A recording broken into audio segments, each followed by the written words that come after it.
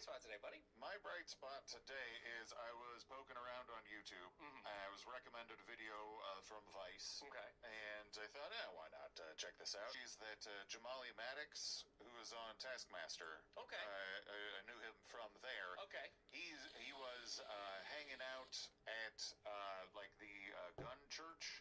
Okay. You know that guy, Edward Sun Young Moon's son? Yes. Yeah. And so I gave it a whirl, and I really enjoyed it, so I watched some more. And I think it's really not... When I was in college, I used to really love Louis Theroux's Weird Weekends. Okay. And, like, when he would go in bed with, like, the Westboro Baptist Church... Sure.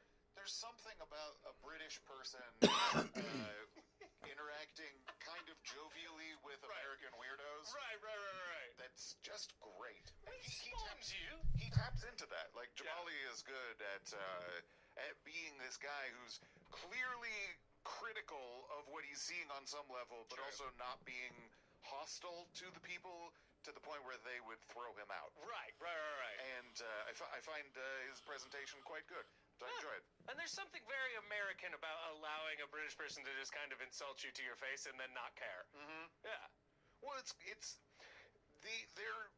him and Louis are both people who are able to present pretty harsh things, but not in a way that feels like a criticism. Yeah, see, It's not just like, hey, you're an asshole. Right. It's like, I don't know if I'm sure what you're doing is good. And I'm fascinated by the ability to say that. There's never been a you bad that the British couldn't make 6 paragraphs long. Yeah. So anyway, I've enjoyed it. I recommend it. What's your bright spot? My bright spot is you. Yes, me. You warned me about Warriors Abyss, This a new video game, and I thought I'd give it a try. And I was like, oh, it's all right at first. And then yesterday I played it for a good hour or two, and then it hooked me. I don't know what it is. I don't know what happened, but it scratched the itch. And now I'm just reveling in that thing that Dynasty Warriors games do so well, which is give you like 60 characters. 100. And every time you press a button, it's a little bit different. It's not actually different. Nope. You know in the back of your mind, this is the same thing. There's going to be some kind of an effect that goes across the screen, or like some sort of different color of burst. There's going to be that is associated with damage, etc. Gets me. Yeah, They get me. and like the aesthetically different enough weapons. It's dangerous on that level. Yeah. I was not meaning to warn you. I thought that there's no way this would appeal to someone other than me. Yeah. Because I like a roguelike, and I like Dynasty Warriors. Yeah. And so I thought, like, oh, this is in my sweet spot. I didn't for a second consider that you would try it. It hit me in the Hades spot. Right. That's what it was. Right. It hit me in the Hades spot. It's got enough, and it's almost like an It takes inverse. place in hell, too. Right. No, it's clearly they played Hades and were like, this would be great if we were making money off of it here. Yeah, no. But it is like, it's almost like an inverse proportion for Hades, where Hades had so much story, but then when you were going through, there was 6 weapons, you know? There weren't too many ways to play the game. You get different boons and Yeah, stuff. That could change things a little, but Totally. yeah. There's only 6 base weapons as opposed to 100. As opposed to 100, yeah. So there's very little story to no story, but you know, there's 100 different people, and every time you go in through, you find out this person attacks with a butterfly. Hooray! Yay! Next game. Boom. Next one. 100 more. Let's go. Next one. Let's go. Yeah. This guy looks like a giant baby, and he's got a huge club. Yep. What? Boom. Next. The old man has a bow and arrow. He's got a bow and arrow. Next. Wait, does that guy have a gun? I unlocked Lubu this morning. Oh no. Yeah. You're in deep. World Destroyer. I'm sure. It is ridiculous. It is a completely different game when you unlock that character. You're like, oh, why am I even trying? I'm sure he's deeply Beep, overpowered. Beep. Next. Yeah. Like, it's bad. And by the time, because he's the furthest to unlock, by the time you get up to him, you probably have unlocked a lot of just general every character upgrades and stuff. So he's a monster. Oh yeah. In every form. It's brutality. Yep.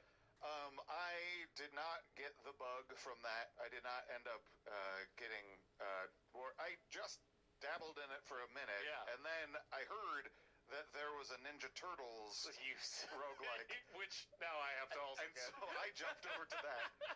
So now you're going to get into that, because that's way more like Hades. Oh, God. If you have the Hades itch, then that Ninja Turtles... You have damned me to hell, my friend, and by getting me out of hell and into the sewers. The only hope that I have, because I haven't really played much of this Ninja Turtles one, but the only hope that I have is that it goes deep.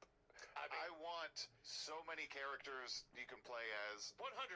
So far, I know that Casey Jones is in the game. Excellent. And the Four Turtles. Perfect. But I need so many more. Gonna need Splinter. Well, Splinter has been kidnapped. This is the premise of the game. Okay. Yeah. All right. So maybe he unlocks if you save him or something. Oh, boy, yeah. I mean, you should be able to fight a Shredder, right? Well, Shredder's the bad guy. Well, yeah, but I mean, later on... Yeah, maybe. Yeah. Yeah, I'm not open. I'm not closed off to New Game Plus having the villains in there. All right. But I'm talking about, like, that bunny. Was it Usagi Yojimbo? Yojimbo? Yeah. Usagi Yojimbo, yeah. Baxter Stockman? No, he's going to be a bad guy. Who are the other good guys? April? I'd like to be able to fight as April. Oh, you for sure got to be able to fight as April. Yeah. Yeah, actually, that's a good point. I don't remember too many of the good guys. What's his face from Secret of the Ooze? Well, there was Venus. The pizza guy? No, pizza guy's out. Secret of the Ooze is non-canonical. I want to say that's canonical. So, Jordan, today we have a canonical episode to go over of Alex's show. All right. We're going to be talking about January 28th, 2025. All right. Continuing on our path. I like it. I was kind of thinking about, like, maybe we speed up a little bit, but there's enough to talk about in here that I'd like to bring a focus to some of this shit. Excellent. So we'll get down to business on this, but first let's take a little moment to say hello to some new wonks. Ooh, that's a great idea. So first, the prophetic future tense is a literary technique which describes future events that are so certain to happen in the past tense as if they had already happened, commonly used in religious texts and by Alex Jones. Thank you so much. You're now Policy Wonk. I'm a policy wonk. Thank you very much. Thank you. It already happened. Common future tense is a literary technique which describes future events that are so certain to happen in the past tense as if they had already happened, commonly... Future events in the past tense as if they've already happened. Used in religious texts and... It's not the future perfect tense, right? If we say Jesus will have returned, is that saying Jesus has returned? By Alex Jones. Future events that are so certain to happen in the past tense as if they had already happened, commonly used in religious texts and by Alex Jones. Thank you so much. You're now Policy Wonk. I'm a policy wonk. Thank you very much. Thank you. Next, bird-friendly Wilford Brimley. Thank you so much. You're now Policy Wonk. I'm a policy wonk. Thank you very much. Thank you. Is that a vocal warm-up? No idea. Next, Merry Christmas, Anne. Congrats on making it through the back catalog. Thank you so much. You're now Policy Wonk. I'm a policy wonk. Thank you very much. Thank you. And we got a technocrat in the mix, Jordan. Ooh. So thank you so much to Mary. Merry Christmas from Mr. Chipotle. I support these two schmucks as a gift for you because I know how shocked you'd be hearing your name yelled by Dan. Love you, boo-boo. Thank you so much. You're now a technocrat. I'm a policy wonk. 4 stars. Go home to your mother and tell her you're brilliant. Someone sodomite sent me a bucket of poop. Daddy Shark.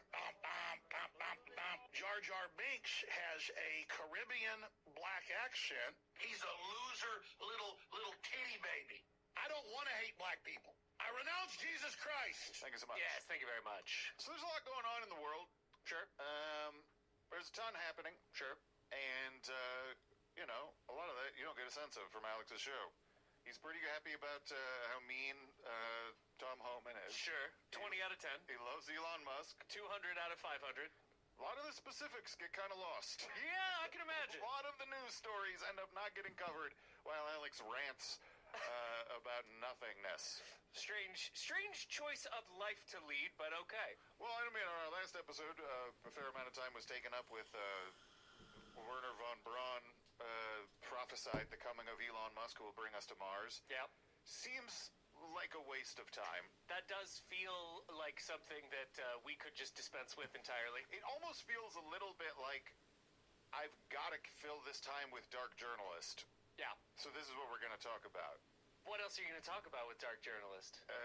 I just wouldn't talk to him. I strongly support that.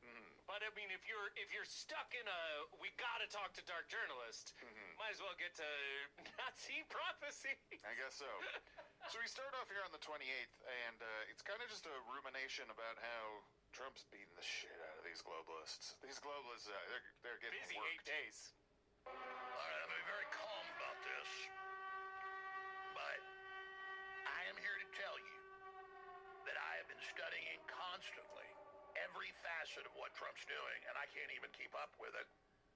This is absolutely plotted out by incredibly smart people. I know that this broadcast and our suggestions have been absolutely taken up like mother's milk baby. And I am so proud of this audience of activists keeping us in attack formation through all these attacks. And Trump is just devastating the living shit out of the globalist. I mean, it is unbelievable. And yeah, we can bitch about this little thing or that thing, but in the whole, this is earth-shaking, globalist-destroying, irrevocable. Absolutely irrevocable to the globalist. It is incredible. He really does not seem to care at all about swearing on air anymore. What? It's like less than a minute into the show, he's dropping shit. I love it. Well, yeah, but it is reflective of how much bullshit it is when he says, like, we're on 400 radio true. stations. No, you're not. No, you absolutely are not. You're on Twitter. You are by yourself. Yeah. Yeah. But it's, I mean, it makes his swearing, it does feel a little better now. Yeah. You know, it doesn't feel as, like, 12-year-old getting away with saying a curse. Boy. That actually kind of felt a little bit organic. Yeah, those early days. Those early days whenever he would, like, put a fuck in there and you're like, ugh, don't do that. Well, I think there was too much trepidation about, like, this is actually going to be a problem with the radio station. Yeah, I'm gonna get a phone call for saying fuck so it comes out all wrong. Yeah. Now, let it fly. Let it go. Shit this. So, the cartel. Which cartel? Great question. Who knows? Okay, so, well, Mohammed his czar has said, we are declaring war. And he said for the last few months, he said, as soon as we start actually shutting down the human trafficking and the fentanyl and the sex slavery, the cartels are going to try to kill federal agents and others. And when they do, we're going to cut in with the military and we're going to slaughter them. And so the Mexican cartels don't understand there's a new sheriff in town. They walked into their trap. They just tried to ambush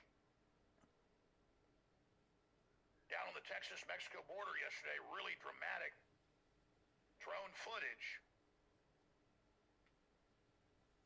of the Mexican cartels trying to kill the Border Patrol and shooting up their vehicles, and then the Border Patrol firing back.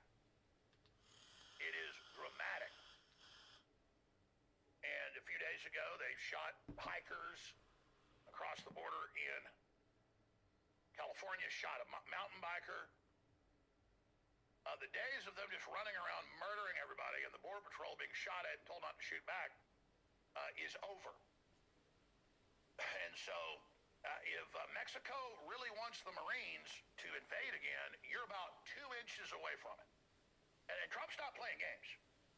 He's looking for somebody to cross the United States so we can get back to where we were. I'm sorry? And that's Fortress America. And that's America expanding. I'm sorry? Not conquest, but by business deals.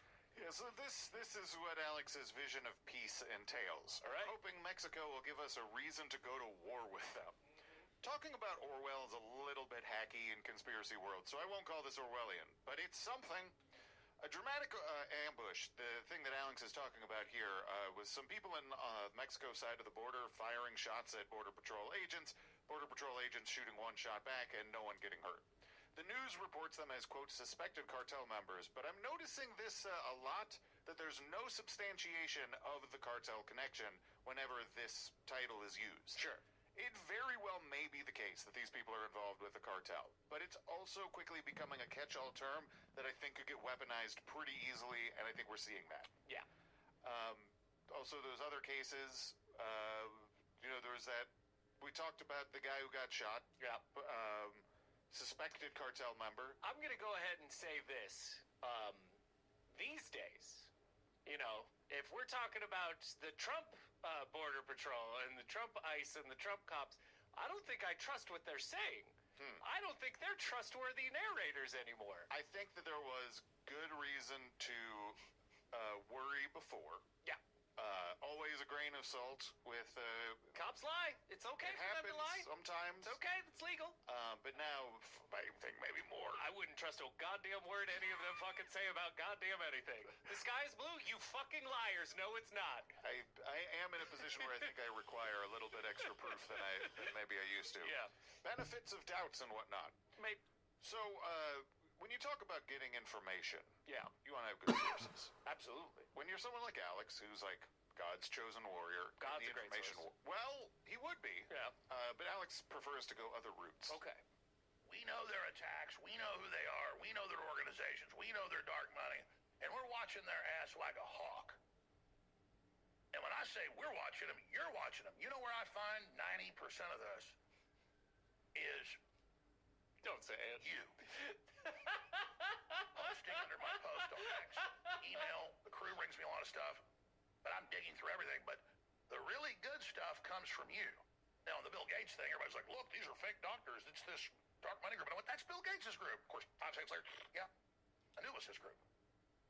So, that's what we're doing. Yeah, that is what you're doing. Dumb shit from Twitter. I can't, but sometimes when he says it, yeah, it's even more shocking for him to say it, because it's rude. We all know that's what you're doing, but the contract is you'll pretend that it's not what you're doing. If you have awareness of it, you should be embarrassed. Yeah, you should feel bad. Yeah. You should feel bad. I just get on my show and whine about various things people comment on my Twitter account. Absolutely. This makes me feel bad. Great. So, he said that he wants Fortress America. Yeah, that's not good. No, it's not. No. But it gets worse. Okay, great. Yeah. And then some are saying, well, this new Fortress America thing, yeah, it's going to make the country strong, and yeah, Trump's for real, he's taking over, but he's kind of building his own new thing. Scott Ritter, criticizes Trump and then says, but he supports it. But Scott's smart. He knows that this is the classic American system. I mean, manifest destiny and expansion. You're either expanding or you're dying. Well, instead, we were being cut up and turned into a third world hellhole and becoming the globalist's footstool. So I'm not for an American empire of military. I am for an American empire of ideas and culture and industry. And then everybody's just going to want to join us. But we've got to check the country. We've got to check the system. We got to, make alliances and things. And of course, we need to get Greenland. I'm sorry? And of course, we need to have nation-to-nation agreements, not through the UN. So this is not the New World Order the globalists wanted. It's the Monroe Doctrine. This is so goddamn stupid coming out of Alex's mouth. He wants to bring back the Monroe Doctrine. Is he concerned that France is colonizing some place in the Western Hemisphere and that needs to be stopped? I mean, Alex is just throwing spaghetti at the wall here, and none of this should be taken too seriously. He just wants to live in a right-wing dictatorship because he's convinced himself that he'll be free of the consequences of living in a right-wing dictatorship because he's a crazy right-wing dude who's white and Christian.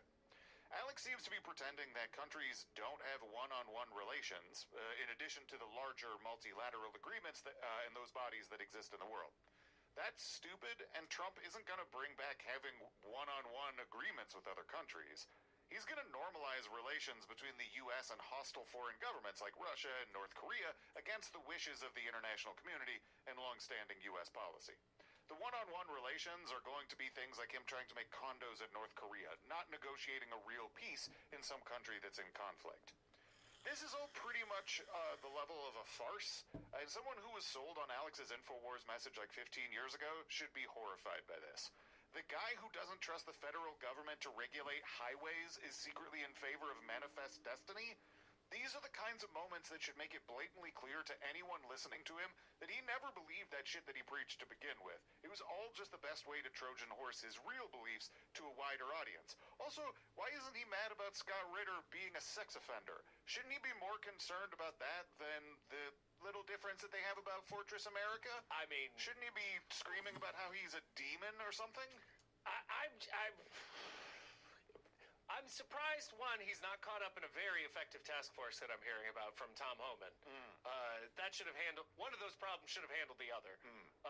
And two, so we're good with Manifest Destiny. And we need Greenland. Now, I'm going to just say that from my American perspective, that means we're either going to make Greenland part of America, thus increasing the number of people who we call Americans. I mean, that's like reverse immigration, is that we immigrated on top of you, which is an interesting problem to have. And then second, or if we're not going to make them a state, that it's taxation without representation. Psst. Alex thinks people from Greenland are white. Right, I understand. He considers them white. No, it's fine. I mean, I understand the concept why it's okay, but eventually it will very much be not okay, right? I mean, nothing they want is ever okay. Yeah, that's fair. Like, all their stupid plans eventually end up some terrible We've colonized Mexico. Ha ha ha! You can't immigrate to us. We immigrated to you. It's all just a bunch of nonsense. Yeah. And I think I just think it's important as we're seeing the laying out of the beginning of Trump's second term. To see these things that are direct invalidations of, like, you cannot possibly be someone who believes the stuff that Alex's career is built on and act this way. Yeah. Those beliefs have to have been fake.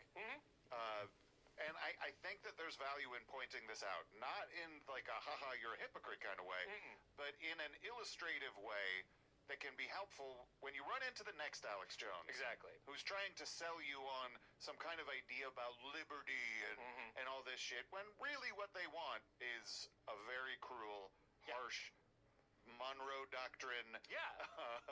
Yeah. It is ultimately like we should be learning from this past 30 years exactly what the liars are doing. You know? Yeah. You should know where they're lying. And that people are still susceptible. Yeah. Like, it's What is the Monroe Doctrine?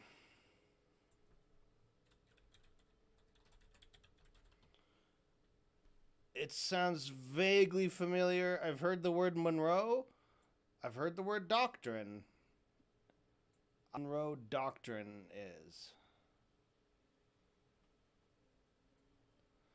Write in the comments if you know about the Monroe Doctrine.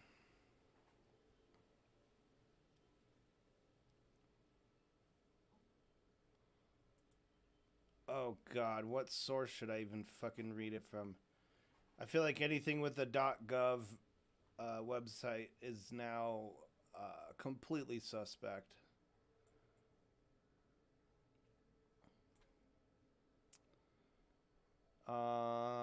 Let's take a look here.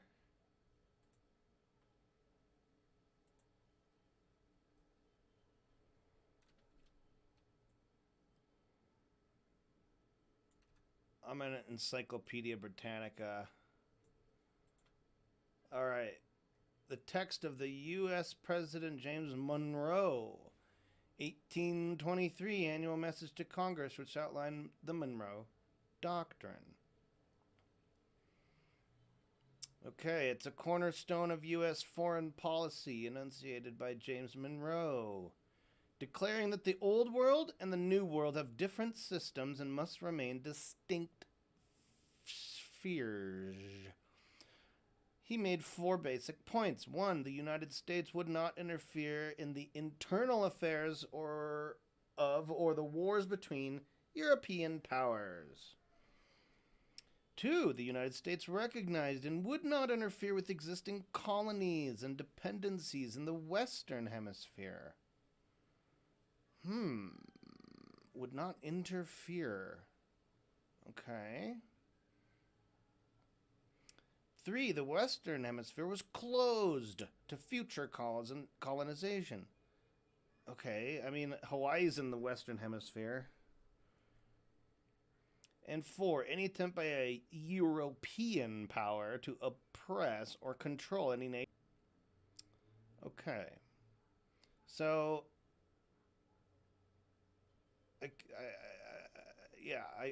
okay. I mean, some of this is completely, like, not... has not been withheld. I mean... And when they say would not interfere with any existing colonies, they're saying, okay, you already have a few islands and nations here. We're not going to mess with those. But you can't do any more future colonization, except the U.S. can. The U.S. can definitely do future colonization because the U.S. is in the Western Hemisphere. Okay, it's a bunch of bullshit. That's what it is. All right, glad that I know. It's an issue that we can have a lot of insight into and understand how the mechanics of this work, but it is still very dangerous. People still engage in this. Yep. So Alex rambles about how thrilled he is about how the Border Patrol is going to kill a bunch of people. Great, that sounds right. So now they have, again and again, tried to kill the Border Patrol and killed some in cases. And so... they tried to kill them, and they killed them. A lot of Mexican drug cartel people who are going to start getting killed. And their bosses are going to get killed. And so the Mexican drug cartels have had a free hand down there bullying their... I'm not... Alex has this weird kind of, like, idea that, like, the U.S. is, like, somehow hostile to the Mexican cartel. That's cute. People and others that come through there. And I'm going to tell you, they're going to be pushing daisies up real fast. So the Army's going to be killing them, already are. The Marines are going to be killing them, already are. I'm sorry? Turn loose other groups. And you're dead. Just love how Alex uses verb tenses. It's always so fluid. Everything is always past, present, and future. I'll kill them. They already have, and they will do it, and they're doing it. I mean, in a way, you could... I mean, there's a... Like, rivers have run, rivers are running, and rivers will run. But I'm not really describing anything in that case. So, enjoy. Hundreds of thousands of Americans killed by fentanyl supplied by the communist Chinese, the Mexican drug cartels. You're dead, dead, dead. Alex says that they've killed Border Patrol officers, then mutters in cases, because he's trying to combine stories that he can't. There was the story about a couple of guys shooting over the border where no one got hurt, and then there was the separate story from a little bit back about the Border Patrol agent who was killed in Vermont. That has nothing to do with the border of Mexico, but Alex wants to superimpose that death onto this story so he can get the most benefit from it. It's very cheering on the killing of immigrants by the U.S. military. Based on literally everything he's ever pretended to believe, Alex shouldn't be in favor of this, but again, the principles were a costume. It's clips like this that highlight why it's very important how loose the term cartel member has gotten with the right-wing media and politicians. If Alex believes that it's appropriate for soldiers and Marines to kill cartel members, what level of evidence does he require to accept that someone the military kills was actually in the cartel? He shouldn't believe the military is right to kill them, even if they are in the cartel. But leaving that aside, if Alex makes that okay, he's essentially saying that the military can kill whoever they want, so long as they tell him the cartel. This bloodthirsty right-wing kind of mentality, this was what he was supposed to exist in opposition to in the days of 9/11 with the term terrorist. Like, this game is something that he presented himself as the opposite of, the other side of. Yep. The deaths of people in other countries and the violation of liberties of people here were hand-waved away by people saying that they were terrorists or suspected terrorists. Alex knows all of this. His career has spanned through that time, and he's been critical of how the police state tried to excuse their bad actions by just saying terrorist. He knows exactly what he's doing. He's power now, whereas he knew that George Bush was too ambivalent about bringing back segregation, and they could never really work together. Yeah. That's the difference. Basically. If Trump had been around then and he felt like another George Wallace type was possible, he would have gone all in on terrorist Probably. Labeling after 9/11. Yeah, it was the easiest thing for him to do in the world to be like, see, Obama bombed another wedding, and then he called him terrorist. That's the easiest thing to do in the world if you're Alex Jones. Which is why he did it. But if you don't actually give a fuck, then you're lying. You're a lying piece of shit who just doesn't like that it's the wrong brown people, I guess. Sure. Yeah. And you recognize the power of the game. The alienation, the othering, the term being so vague as to, like, and scary, sure, that you can justify all Cartel, terrorist. True. Just like the terrorists do. Right. Yeah. So you know the power of manipulatively and abusively using that language to such a broad Fucking everybody should at this point. Yeah. Right. And Alex's complaint when he was talking about, like, Obama justifying attacks or whatever by saying that they're suspected terrorists or whatever, he wasn't concerned with the actual behavior. Right. He was just mad that the side he's opposed to is using a tactic that he knows is powerful. Right. Use the same tactics. Of course. Because he's a piece of shit. Yeah, well. Anyway, if you have fentanyl, Trump gonna kill you. Trump's just straight up That gonna seems kill like you. not the way to solve a problem. Well, fentanyl's in a dead person's hand now. Okay. Now, the big cartel that runs Puerto Vallarta, is out of there. That one, years ago, it came out, has been killing any of their members that are caught selling fentanyl because they knew Trump was coming back. And it's been in the news. What? Told people, they said Trump's going to probably end up back here and he's going to kill us. We've been told that by him through intermediaries. But Trump's been behind the scenes saying, when I get back in, anybody caught with fentanyl, you're dead. And I mean the leadership. All your sons, dead. We're going to kill you. All right, we're going to come back and play the clips. Stay with me. This doesn't seem like a tenable position for Alex to have. Like, if all you need for the U.S. president to be justified in sending the military and your family is that you're somewhat connected to a drug ring, why should Alex have been against the war in Afghanistan? The low bar for what he'll accept as a good cause for the U.S. to use deadly military force, it's just unsustainable. There's no war that he couldn't support given this level. Like, this type of celebration of killing. We're gonna kill your children? Why be a part of the drug game? I think what he was trying to say was that in preparation for Trump murdering families, the cartel leaders are already murdering families of their... Understand that correctly. Well, Because they don't want to get people caught with fentanyl because Trump is going to kill them. and So the they- families. Yeah, so then they killed them and their families? Is that what I'm to understand from Alex? Sure. Yeah. I don't know. I think he just likes violent fantasies. Yeah, I think that's probably true. So look, he likes violent fantasies. Right. But you know what he doesn't like? Protesters. He does not like people exercising their First Amendment rights. Right. So he talks about that as it relates to immigration issues. Great. And then he gets lost thinking about a new Marvel movie. That'll happen. In Dallas, we've seen the worst with the illegal aliens waving their Mexican flags. Now, tackling and beating up Trump supporters and taking away their American flags and stomping on them. Boy, these folks really love America, don't they? Now, obviously the vast majority of Hispanics that come here want to be America, and they're great people, and there's record numbers of Hispanic Americans that voted for Trump. They are just as disgusted, or probably more so, by these people than other Americans are. But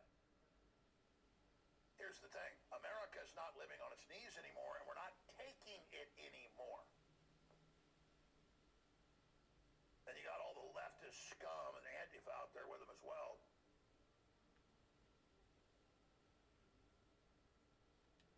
And then this thing about, oh, we're Native Americans, so we can be wherever we want. That's all taught by the big foundations, by the UN, by the globalists who want to break this country up. By the way, I'll get to this coming up. Disney's new Captain American, the new Black Captain American, just decided to set his box office prospects on fire. You know, America would love a Black Captain America. And he was the former, buddy of the White Captain America. What are we doing here? Well, now the leftists just said, oh, Captain America has nothing to do with America. That's a quote. I'll play the video. Now, have you ever heard more doublespeak? Well, yeah. Kerry last year repeatedly said, we got to cut off half the farming in the world. We got to reduce farming by half to cut emissions or people will starve. We got to cut food off or people will starve. And now Bill Gates officially says trees are bad for the earth. They put off carbon, cut them down too. So Kerry didn't say that we need to reduce farming or starve, and Bill Gates didn't say trees are bad. Sure. He invested in a company that works to thin out densely forested areas in California, something that Alex is supposed to be in favor of in terms of fighting forest fires. Yeah. Alex doesn't even know what Gates is doing because he's just skimmed a headline or saw a tweet. Who gives a shit? Yeah. Also, consider me just taken completely off guard by the revelation that Alex doesn't like a Black Captain America. I'm flabbergasted. I'm flabbergasted. Yeah. Yeah. Wow. Wow. It's divisive. It would be more fun if it was Captain America KKK. That would have been great. It's fascinating because Alex is like a character in, like Falcon and the Winter Soldier. Yep. We can't have a Black Captain America. Oh, it's interesting that you would say that, like the people in the movie. Yeah, so Weird. Alex complains about that a little more. Makes sense. So Captain America should not represent Captain Black He shouldn't represent America. Captain America has nothing to do with America. That'd be like saying the NFL has nothing to do with the National Football League.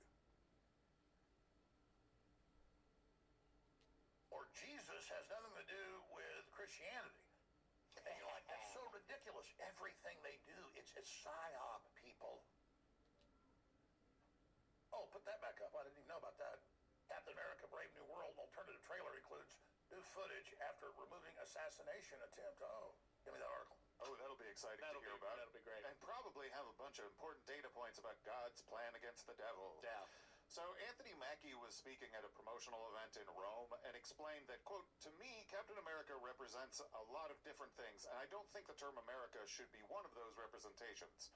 It's about a man who keeps his word, who has honor, dignity, and integrity, someone who's trustworthy and dependable.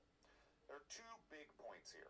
The first is the very obvious fact that he was in Rome and was trying to sell the movie to a crowd in Italy. Sure. If all you see when you look at Captain America is America, then the international audience is never really going to take an interest in that character. And if you're trying to sell a movie, obviously you would want to make it more relatable. Yeah. The second thing is that Mackie, what he's getting at is what makes Captain America Captain America. When he thinks of the character, he thinks of the traits that the character embodies, as opposed to the flag he's decked out in. The reason Steve Rogers was chosen to be Captain America and the reason Sam Wilson is chosen to be his successor is because they embody those characteristics which the powers that be want to make synonymous with America. A ton of the media surrounding Captain America has to do with the idea that the shield doesn't make him a superhero. It's those honorable qualities. Yeah. It's really basic in the text, and Alex won't engage with media that challenges his very dumb and rigid worldview at all, and I find it super funny. Yeah, I'm pretty sure. Now, I could be wrong, but in literally every Captain America movie, one of the biggest things that Captain America does is disregard everything that the American government says because the American government does not represent America. Right. Yeah. He was against the He's against Sokovia America. Accords. Yeah, he's against America. Or the registration of The government, because the government is fucking Hydra in the other one, so you can't trust the government, but America is its people as embodied by the person of Captain America. Right. Yeah. Yeah, I'm bewildered by Alex's... Like, to not understand that Captain America is not a jingoistic character by definition because it is more interesting for for it not to be a jingoistic character. Right. It's ridiculous. Yeah, and that he just seems to embody a dumb, sort of villainous side character in the movies themselves. Yeah. Like, it's life imitating art in some way. Yeah. Because he's so dumb. Yep. It's fun. Yeah. So, did you know that you can steal in California? Steal what? Anything. Okay. That's an assault on the nation, just like defunding the police or defunding the fire departments. What do you think's going to happen? The breakdown of society. California passes a law. You can steal up to $2,000 a day from any store you want, and no one can stop you. And then they rob the stores, and half of them close. Sounds true to me. What type of government says you can rob $2,000 a day per store? A smart one? And then they come in some, family-owned little convenience store, and they go behind the lottery tickets, the cigarettes, and the families will start begging. You've seen the videos, Indians and others, and they'll come arrest them when they buy back. Ooh, white store owners do it. They really get in trouble, and they go, please, I don't have money. I don't have insurance. You can't. And the person's just shoveling cigarettes and lottery tickets and, into the bag. And then finally, the stop owners just start beating them up. And then, the Soros DAs have them indicted. Just like Daniel Penny. So that's a fun fantasy Alex just played out, but Daniel Penny wasn't a store owner. He was a dude who killed a guy on a train and was found not guilty of criminally negligent homicide. Sure. I don't know what kind of point Alex thinks he's making by bringing him up.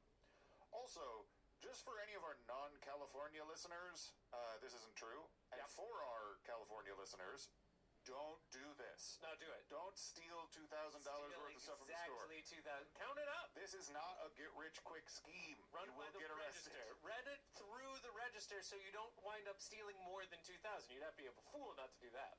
In 2014, the citizens of California voted in favor of Prop 47, which made crimes like shoplifting or receiving stolen property a misdemeanor instead of a felony when the crime was nonviolent and the amount stolen was under $950. Gavin Newsom didn't do some kind of silly crime-loving dictator move here. It was a ballot measure. Then in 2024, there was another ballot measure, Prop 36, which changed some of this, making repeat shoplifters face felony charges even if their theft was stuff less than $950 in value. So in the real world, California made things tougher on shoplifters in 2024, but Alex is reporting the opposite because he's a liar. Right. Alex would also probably be horrified to learn that in Texas, it's a misdemeanor to steal stuff worth less than $2,500. Oh my God. So it's basically That's fine. free. Yeah. You could steal even more stuff. That's in not even. Texas. That's not even. A, Yeah. This dude has to be so embarrassed to say shit like this. The only way you could think that it's legal to steal whatever you want up to a certain value is if you literally have never been in public before, or you think the people you're talking to are complete idiots who maybe have never been in public themselves. You have to be a special kind of stupid, too, to think people in this situation, like this imagined scenario that you have, you think that they would steal lottery tickets. yeah, that would be insane. A lot of stuff like, the Powerball, that's printed off by the cashier, so it's difficult to steal.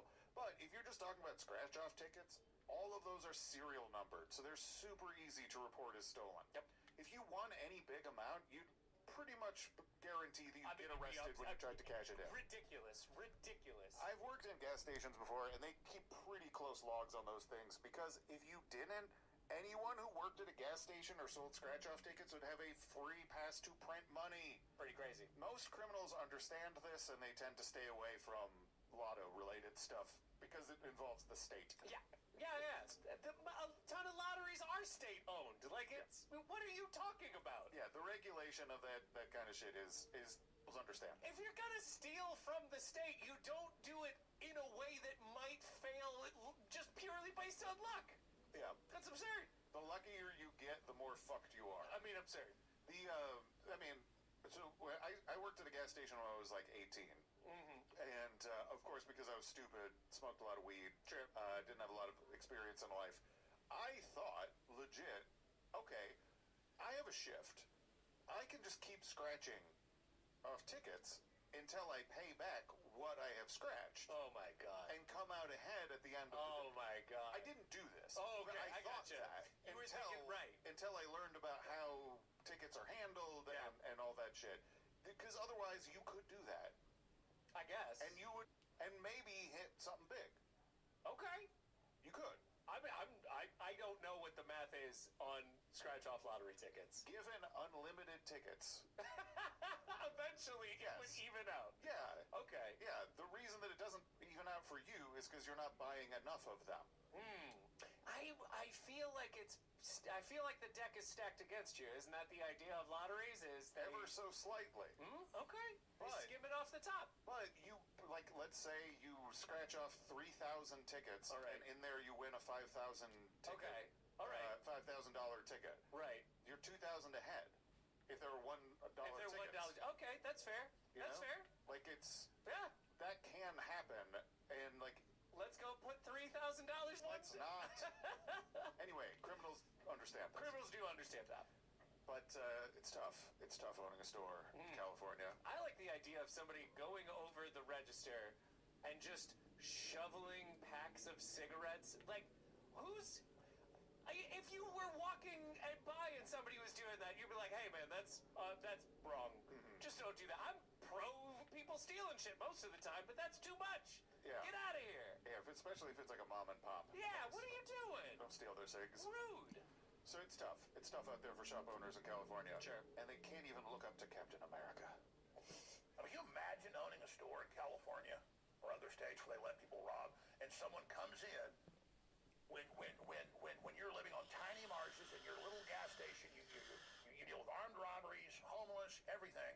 And I know a lot of these store owners, and maybe the whole family that works there is all together, dividing up $300,000 a year between 8-9 people that work there. So they're all making like 30, 40, 50, 60 grand a year apiece.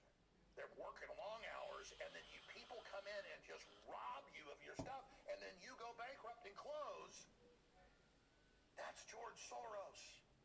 Is that George Soros? To destroy. There are little towns in Germany with 50-something people or 100 people, little tiny villages, and they'll dump 500, 1,000 Muslim men on them.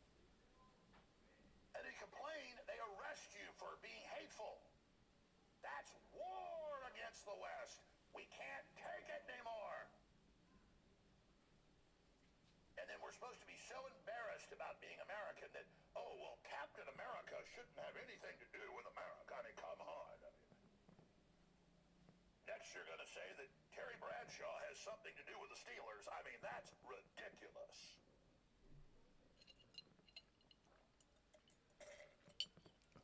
I don't think the New England Patriots should have anything to do in history with Tom Brady. I mean, that's, come on. So this is what happens when people fake populism. You end up with this level of pretend concern about these store owners, which you're just faking in order to disguise your racism and xenophobia. So, I don't care. Incidentally, Chris Evans said almost identical things about the character of Captain America. Of course But he no, not mad then. Of course he did. That's weird. It is strange. Also, Alex's brain cannot make analogies. Saying that Captain America isn't just about America isn't like saying that Terry Bradshaw has nothing to do with the Steelers. It would be like saying that Terry Bradshaw has nothing to do with Bradshaw, which is a name that's derived from the Old English for broad thickets. His name would have to be Terry Steelers in order for him, Alex, to make this That would make connection. more sense, yeah. The point about the Patriots is just as bad, but in the opposite direction.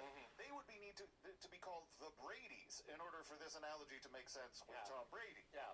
It's fine if Alex wants to say that he doesn't like how people try to sell movies to foreign audiences and it offends his sense of patriotism, but it's obvious that that's not what this is about. But he could make that argument if that was his actual complaint. Yeah. Yeah, But which it's not. also, once again, not understanding the very concept of an individual in response to a government's action saying you shouldn't trust the government. They do not have your best interests in mind. I feel like that should be a message that Alex is pro. He's not very thoughtful. I feel like that might be true. Yeah. So he plays a clip of some protesters, some immigration protesters. People who think that the government has their best interests in mind. He says something shocking. Okay. All right, here's some of the clips together.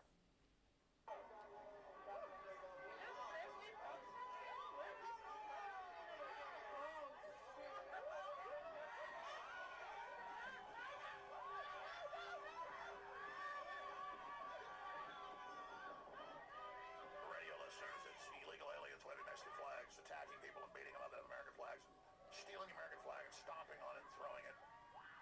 It's really friendly stuff.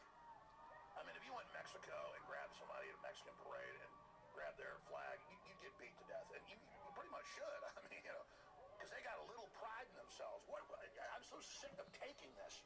So I guess he's not so cool with free speech and seems very protective of flags. If Alex thinks that the police should be protesters to death for desecrating the flag, then he doesn't care at all about the Constitution, or his audience should eat him. That's where we're at. Yeah, that's absurd. He can sidestep that a little bit by saying that the police shouldn't do the beating, but another citizen should be entitled to beat these protesters to death for desecrating the flag and waving another flag. You get the sense that Alex wouldn't defend that position, though, across the board. Like, let's say if, I don't know, someone were to get beat up for waving a Confederate flag. Yeah. I don't think that he'd He might justify that. He might have a different point of view on that. Yeah, he wouldn't...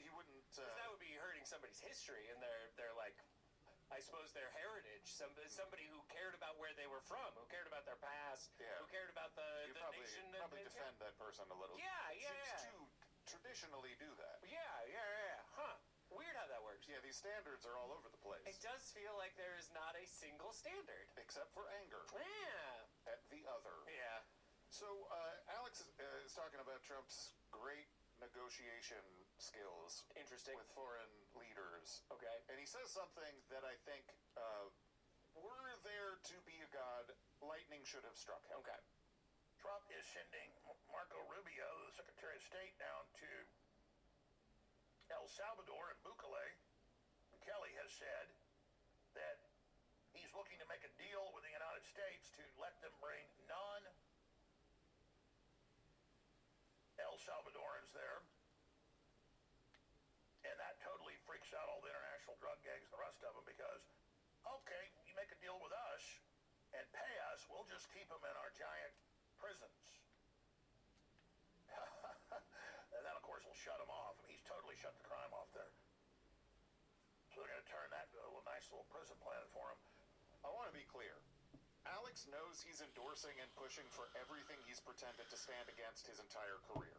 He's celebrating Trump negotiating with the president of El Salvador to ship people to that country so El Salvador can lock them up there for a price, and Alex literally calls it a prison planet. Yeah. That's the name of his website. Yep. That's his branding that he's now applying to this thing that he supports. Yep. And that's because he always supported it.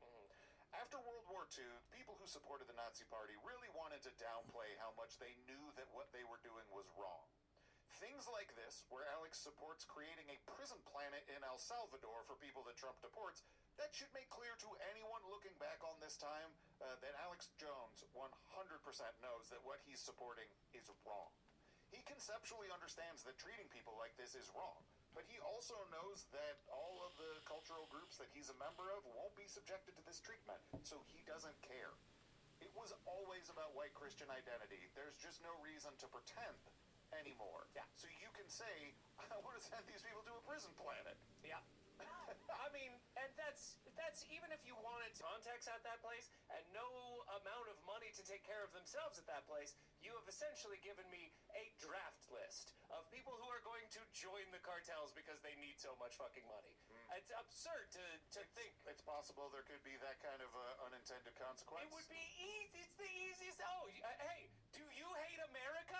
Surprise, buddy. You are on a team. And it makes it a lot easier to really not like America when something that Captain America, Alex Jones, is cheering on is a for-profit incarceration and extraordinary rendition type program. Like, Alex lived through this. After the Iraq War and during the Iraq War, after 9/11, there were detention centers in third-party countries. That's a huge shame on the United States record. And one of the reasons that Alex was able to gain as much traction with his fuck the government kind of stuff is because the government did do things like that. And you could rightly think that he cared. But he doesn't. Nope, he does not care. No, you know, there's no way not to know. On account of the decision you are making is evidence that you know. Because if you say, we can't have this prison in America, it's against the law. Well, then the answer to that is you don't get to have that prison. Not, What if you pay? we'll just What if put you it, pay? we'll pay somebody in another country for it. What? No! You're wrong. Otherwise it would be legal here. It's you who made it legal or illegal. Seems like there'd be a nice incentive to keep those prisons full, too. I mean, absolutely insane. Oh, well. Yeah. So anyway, Alex goes to the first press conference that the press person is doing. Sure. I don't care. Yeah. She does say that the New Jersey drones weren't aliens. That's nice. Yep. Were they, I mean, I know they were suspected aliens for quite some time, but everybody was just saying, don't worry about it. They were totally cool. Okay. Don't worry. Don't worry about it. Yeah. Okay. Some of it's like people like drones, all right? I'm not going to worry about it then. Yeah. So, there's one big story that Alex does touch on through this episode, and it's that Trump is firing a bunch of inspector generals. Sure. And he keeps trying to cover this by not covering it and blurring the lines of what is actually going on. Okay. So I said over and over again, it's a no-brainer. It's not like I'm saying something really not known, but Trump must immediately remove the FBI director. Well, he quit before that. He must immediately put his people into all the key agencies. He must immediately fire all the globalist U.S. attorneys. He must immediately fire all these little illegal, it turned out it was illegal, Jack Smith was clearly not constitutional, and then get rid of these crooks. And that's his right to fire whoever he wants. You got pencil neck Adam Schiff. I got the clip here. You don't want to hear from him, but I'll show you the transcript.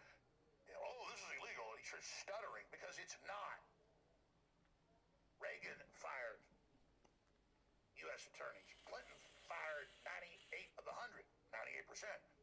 Obama, half of them, on and on and on. And so Trump's doing what must be done. On this episode, Alex is trying to cover the story of Trump firing inspector generals, or inspectors general. Alex is attempting to rationalize that this is a good and just thing for Trump to do, and the way he's arguing that is by saying that past presidents have fired U.S. attorneys, and Trump was right to fire Jack Smith, who was a special prosecutor. That's all good and well, but Alex is comparing apples and oranges here. Inspectors general are not the same thing as U.S. attorneys or a special prosecutor. They exist specifically to be independent oversight entities within government agencies. They're appointed by the president, but their role is meant to be strictly non-political. In essence, they serve as a safeguard to make sure the president can't just exploit government departments for their own purposes. This is not like Trump replacing U.S. attorneys, which is a fairly common thing the presidents can do in a new administration. This should be seen as a serious threat that Trump is making to the foundation of oversight within government agencies by attempting to place loyalists in positions that are meant to be watchdogs. The move is very clearly illegal, and even Lindsey Graham acknowledged that and said, quote, "Just tell them you need to follow the law next time." Sure sounds like some members of Congress don't give a shit about the law.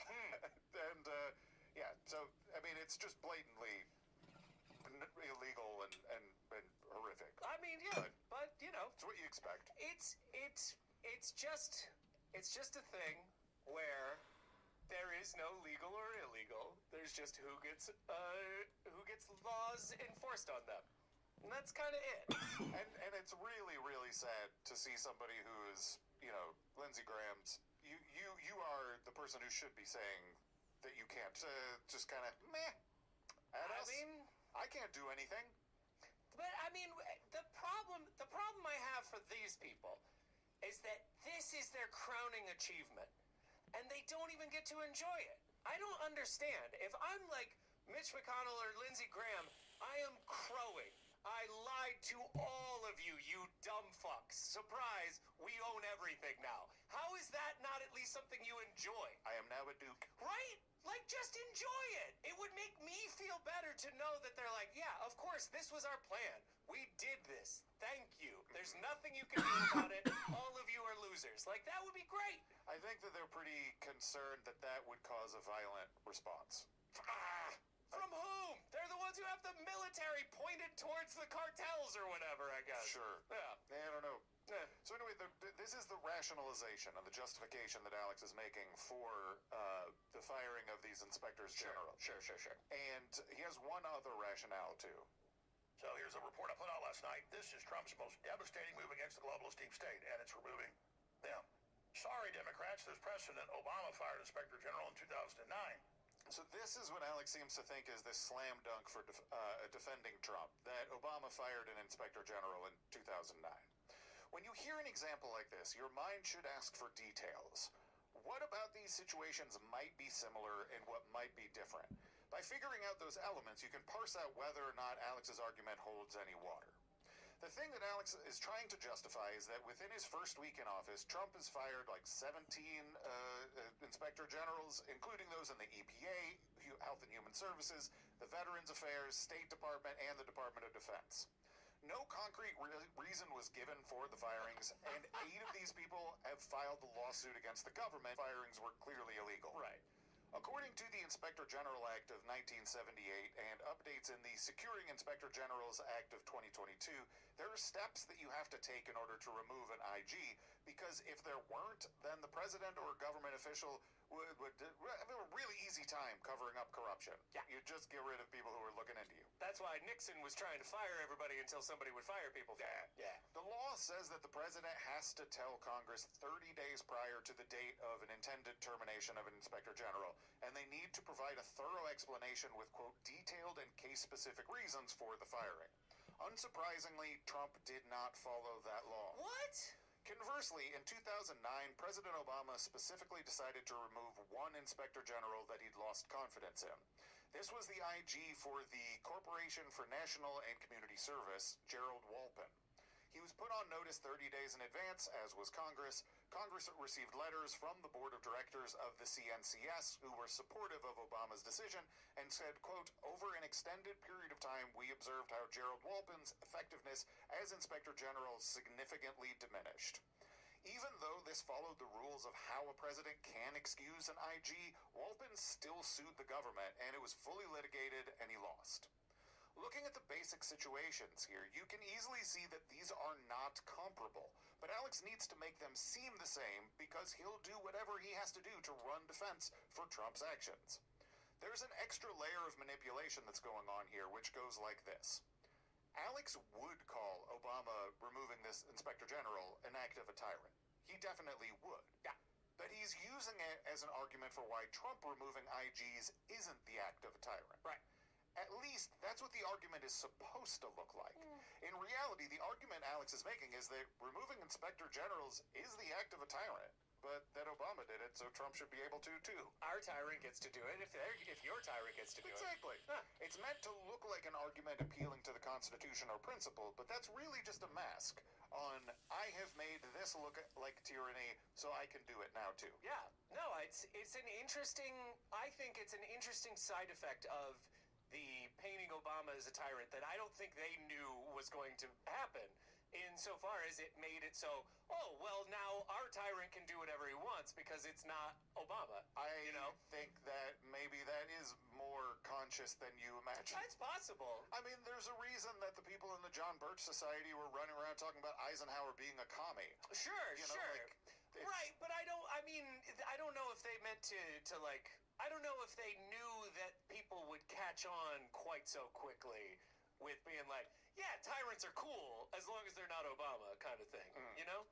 It's interesting. I think that there is a trend within that extreme right-wing ideology Sure. that is make your enemy the devil, and then you can do devil And then you stuff. can be the devil, yeah. Yeah. Absolutely. You can be just a little bit. Well, that's every politics. That's politics. That's politics. It's more. I think it's a problem that it does exist universally, Yeah. but more in that right wing JBS lineage than others. Yeah, but that's ironically exactly what we're talking about. Is that by them being more of it, it allows it for other people. Yeah, maybe. So Alex talks a little bit about NGOs that are taking over the government. Sure. And this I thought was wild. Now, let me get to the real key here. Because it's not enough to fire the operatives in the government. You got to cut their money off, which he's doing. But you also have to expose these people. So this next thing that ties into this, I'm an expert on. And Anthony Sutton was the head U.S. archivist for more than 30 years in the U.S. Senate. He ran the intel for Senator Frank Church's committee hearings that biggest exposure of the deep state in history. It's about to get bigger with Kash Patel. But he wrote at least five books that I read off of those documents. And I was able to talk to him quite a bit, but he was too old. He said he was too old to come on, but he listened to the show. The point is that he's where we learned all this. And there was other knowledge as well, but around 1900, the big banks and the robber barons and J.P. Morgan and John D. Rockefeller were public about it then. They were in the news saying Americans are too informed, they're too educated. We've got to find out a way to take over society. So they created tax-free foundations to get around the Sherman Antitrust Act. Bill Gates just follows suit with his so-called non-profit that makes even more money and lets him buy off government's regulatory systems. And they get hundreds of billions conservatively a year of tax money. And then whether it's brainwashing kids or transgenderism or open borders or shipping in migrants, that's where the money comes from. The government to the tax-free foundations, to the nonprofits, to the NGOs, and they buy off the universities and the churches and the $2.6 billion to the Catholic Church in 4 years to smuggle kids in. That's come out. Not hundreds of millions, 2.6, 2.3. I showed the article yesterday. So a lot of the stuff that Alex says in that clip is just stupid and wrong, but before I go any further, I want to indicate where there is the slightest tiny bit of agreement that I have with Alex. Okay. In the way that our economy and system are set up, the super rich are able to use foundations and charities to mask and redirect massive amounts of their wealth. Totally. The system is very exploitable, and we've seen how it functions in terms of aiding the already very rich in hoarding resources. Mm-hmm. It's an untenable system, and it needs to be changed, ideally in a way that doesn't hurt legitimate philanthropy, but stops massive corporations and billionaires from exploiting loopholes. And that is where our agreement ends. The rest of this shit is just John Birch Society nonsense. Anthony Sutton wasn't the congressional archivist. He just wrote conspiracy books about Bolsheviks and Skull and Bones. He's considered a bad historian, a shitty source, and a bad writer. This is all a fun story, but it doesn't also make sense.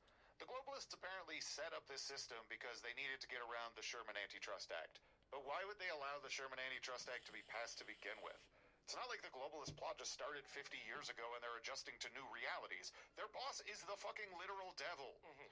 If the whole system that we live in now was created just to get around the Sherman Antitrust Act, it seems like it would be easier for the globalists if they just overturned that or didn't let it pass. They have magic powers and kill people all the time, and it seems like they have free run of all the government's power for over 100 years, so it doesn't seem unreasonable to assume they could just undo this law.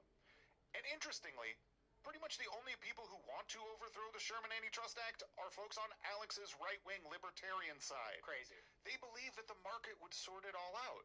And these are just limiting freedom by having, like, if you have a monopoly that actually works and gives people what they need, right, the market will allow that. But if you're a bad monopoly, the market will take care of that. That's why everybody loves Comcast and AT&T. They love them. They love them. Big business wants there to be no antitrust laws, and Alex's ideological forefathers were shills for big business.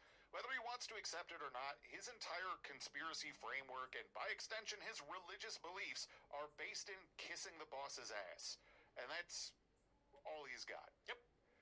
But I do like to point out those little moments where there is the agreement, which is like, this is an exploitable system that the super rich can use. Mm-hmm. And the reason that I like to point out those moments of agreement is because those are the places where Alex lies to you. Yeah. Those are the places, like 15 years ago, you could have heard him say something like that and been like, this guy's saying some shit. Yep. He's on to something.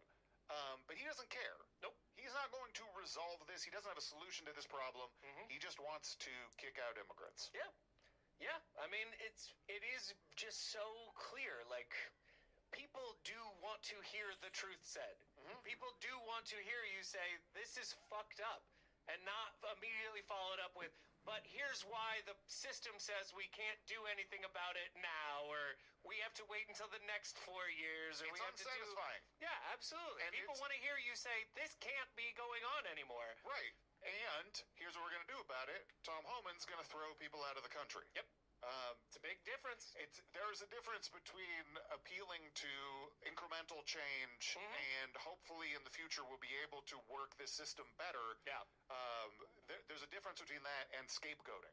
Yep. And Alex has proven that scapegoating. Well, is I mean, appealing. the problem is whenever the incremental change doesn't work, people are going to go right to scapegoats. Love scapegoats whenever incremental change fucks up. It is an unfortunate reality. So another unfortunate reality is that Elon Musk he spoke at the AFD conference. Great. And people are psyoping him. Well, this is the type of crap they do. Overhead shot, please, and we'll show you the HD of it on screen. Fears for security of Jews worldwide in wake of Elon Musk AFD speech. Look at this article. What do you see there in the photo they've got? Well, it's Elon Saturday on a Jumbotron speaking to AFD, which is the preeminent, growing, winning Nazi. Trumpist party, not even as conservative as Trump.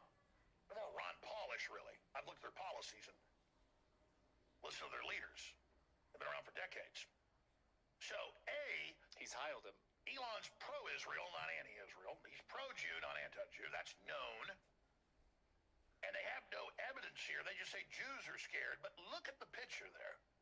You've got the written lies. You've got the loaded question about people are scared. And then there is a person waving a AFD sign. And all they had to do was pause the video when it went over his nose to give him a Hitler mustache. Yeah.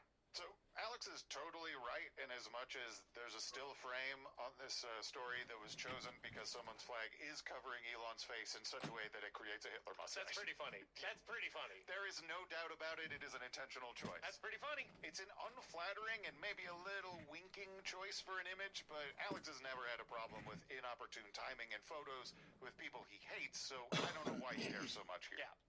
More importantly, Alex is claiming that the headline is asserting this thing with no evidence. The headline itself is, quote, "Fears for Security of Jews Worldwide in Wake of Elon Musk AFD Speech." The article is in The Guardian, and it references the position of Holly Soifer, the chief executive of the Jewish Democratic Council of America. In the article, she says, quote, "The salute, the message to the AFD, the fact that he's willing to joke about the criticism he's getting, it all demonstrates that those around Trump are unwilling to recognize how dangerous their words and actions are. They don't deserve the benefit of the doubt when it comes to this alignment. It's been a steady stream of signaling to right-wing extremists that they have an ally now in the White House." Some of the other stuff in the article that it brings up are that Trump didn't release a statement for Holocaust Remembrance Day, but he did pardon the guy who stormed the Capitol on January 6th wearing a Camp Auschwitz shirt, which was timed tragically. That pardon timed right around the 80th anniversary of the liberation of Auschwitz. So when Alex says that these claims are being made with no evidence or backing, it's because he just skimmed the headline and he got mad about this picture. If he'd read the article, he would know that this is reporting on the views of a prominent Jewish American activist who's reporting her sense of how people are feeling about Musk's super obvious actions. But the picture, I understand, like, you just see that and you're like, Hey. Come on. I mean, there's nothing accidentally gotten in the way. It's like a Margaret Thatcher standing in front of something and she obscures a word and then it says fart. Great. Yeah. No notes. Yeah. Margaret Thatcher in front of fart, I'm gonna laugh. Sometimes pictures happen. It needs to happen. You know? It needs to happen. We need to see it. But no. This is a subliminal message campaign. That sounds true. Meant to attack Elon Musk. Damn it. It's not just the Guardian. Media runs subliminal message campaign to associate Elon Musk with Hitler. I think he's doing that. And they ran the image all over the place. And I looked, when I saw this morning, I went and looked. I didn't see anybody, maybe they are now, pointing out how ridiculous. Let me give you another example. So see, that's what I do, and I've been doing this for 40 years, but really I've been dialed up for 31 in April on air. That'll be the anniversary. That when I look at things, I'm looking for what they're hiding, and I see it. And it's not like I'm a schizo, that sees the Virgin Mary in a piece of burnt toast, or I see giraffes in clouds. No, I mean, I see A schizo that sees the Virgin Mary in a piece of burnt toast.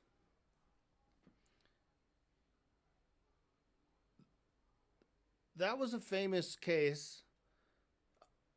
I remember spending a lot of time commenting and talking about this story. The Virgin Mary and the toast. And it wasn't some schizoid who thought that they saw it. It was a piece of toast with burn marks that kind of sort of looked like a Virgin Mary picture. Everybody, once it was pointed out to anybody, you could see it. You could see the Virgin Mary. Now, if you weren't prompted to expect a Virgin Mary, you wouldn't see that. A lot of people saw other stuff in the piece of toast. It's not like a super, super clear image. But it wasn't just like, oh, some schizoid thought they saw a Virgin Mary in it. No, like lots of people thought they saw it because admittedly, it sort of looked like a lot of the same pictures of Virgin Mary or like a Mona Lisa kind of pose, you know. I remember arguing it definitely could be the Mona Lisa, whoever she is. But, yeah, he's such a fucking idiot. Such a damn fool. I've got kitty cats right now on my lap that are kind of competing for space. They both want the lap. Oh, cutie poo. what they're pushing, what the image is, and you catch it instantly. And I saw this an hour before the show, and I thought, certainly someone's picked up on this, and no one was pointing out, look at this photo, look what they're doing, look at the headline, look at it all is one message, he's Hitler. So this is not subliminal. It's very overt, and honestly, kind of the best picture you could run with a story like this. When Trump got shot, obviously the picture of him with blood on his face in front of the flag was going to be the image that went with that story. And even though it had strong potential to create a deceptive hero narrative about Trump, the picture was too good. There's no way you're going to fault some outlet for running that picture. Similarly, in this case, noted bigot and eugenics fan Elon Musk was giving a speech at the AFD rally, telling the audience to stop worrying about the guilt of the past, and at an inopportune moment, the shadow of a flag covered his face in a way that really looked like a Hitler mustache. We have the media that we have, and we have their traffic incentives that they exist within, so you're never not going to use that image if you have it. It's just... Come on, man. Yeah, no, I agree with you in every way, and yet somehow hearing the words out loud, we have the media we have, is such a bummer. It's such a bummer. But we do have the media we have, don't we? I would suggest almost any media that you would have would run that picture. do it. Yeah. I'm doing it, absolutely. No judgment from me. Yeah. I'm just lamenting the state of ape kind. Sure. Yeah. So, he gets a little introspective. Sure. And he starts complaining about his own plight. Shit's tough. I mean, for everybody out there, and yeah, sure. You know? Sure. Some days you're like, isn't it fucking cool that we're raffling off a truck? It is. And then other days you're like, we're raffling off a truck. That's pretty sad. Yeah. It's pretty sad. And it's one of the kind of downer days around InfoWars, I think. They've already been caught with the fake bids, caught with the fake auction, caught kicking us out of the building or trying to twice, turning off the internet, saying we were shut down, saying Bloomberg through the Onion owned it, is Everytown Group. And they're really embarrassed here. Well, they're going to be really embarrassed. You're going to fucking piss me off. You're going to piss me the fuck off. His historical revisionism is often infuriating. The way he's like, well, what happened, Alex? And then he like says what happened, and he often will take a series of battles of back and forths and reframe them as repeated failed attempts from his enemies. Right? So it's like, oh, someone punches Alex in the face, Alex punches him back. Someone kicks Alex in the nuts, he kicks him back in the nuts again. And then he like jumps on him, smashes their head. And you ask Alex, what happened? And he said, well, they tried to punch me in the face. And they tried to kick me in the nuts.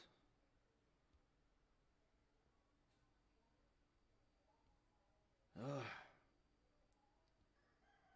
And then I smashed their face in and kicked him in the nuts, punched him in the face.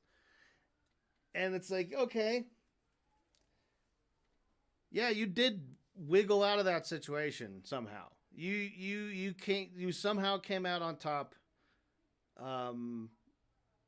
Again, going back to Jordan's, it's fits perfectly with the rest of how fucking shitty everything is.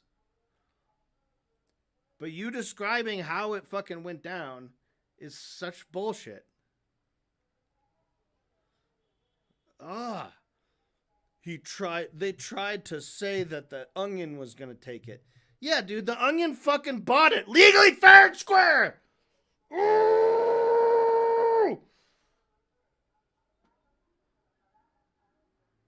Ooh, that's fucking Judge Lopez. Fuck you. I wish there was a fucking hell. This is the most infuriating aspect of all of this. Fuck you, Alex. God damn it. Fuck this. We got some real nice stuff in Discovery. And that makes what you've heard about sound like what you haven't heard about.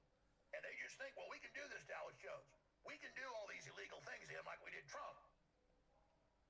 We can have a conspiracy against his rights. It's open season because we're the good people and he's the bad guy because CNN said so. He peed on that grave. Never been to Connecticut. Nobody ever peed on it. Made up.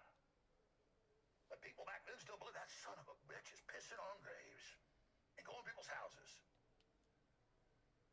And Elon Musk's got a Hitler mustache too. See all those damn white people? New Yorker magazine? So, it's a new game, folks, because people are onto them, and now the public is into researching and finding the lies, and it's exciting to discover it and break with all the mind control.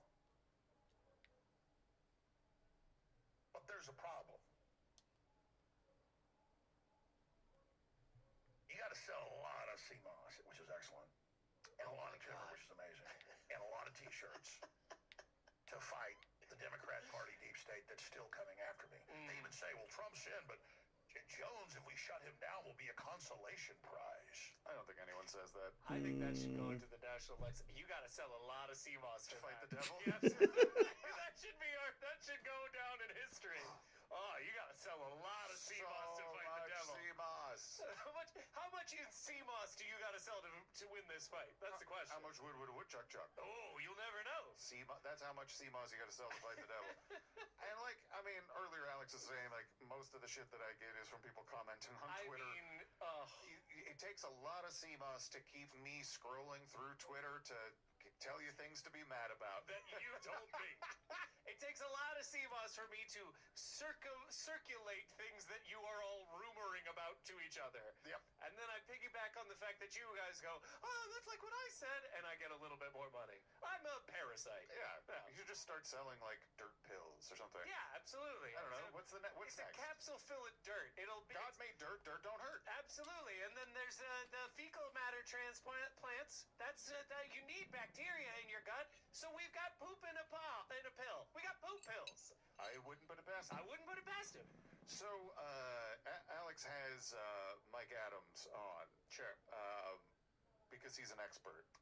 What is he an expert in today? See, that's the issue. That is the issue. He's the health ranger. Right. So we should stick to health. Nope. Oh, shit. AI. So he's an AI expert. Totally. Always has been. That sounds the most untrue. Also, expert in running smear websites against high school students who were the victims of school shootings. That one. Yeah. That sounds like there's a lot of experience there. Hogwatch, I believe, was Mike Adams' website harassing David Hogg. AI. Cool stuff. Not so much. No, he's big into it, and he thinks that the problem with AI is it's fucking woke. That's why China's AI system, DeepSeek. I fucking. The first week that ChatGPT was available to the public, I downloaded it. I was messing with it a lot for a long time, just asking it all kinds of shit. And I had a feeling, and I told my friends about it, that the right-wingy guys are gonna love/hate this because it's gonna be woke. Like, you can sort of fuck with it to make it tell you anything you want, but it'll constantly, like, just, like, bring up, like, reality, which is always accused of being as, like, oh, this is woke shit. And, yeah, this doesn't surprise me at all that Mike Adams is now the AI ranger, and, totally thinks AI is too woke. I bet this guy's got some hilarious ChatGPT log records that I would love to read.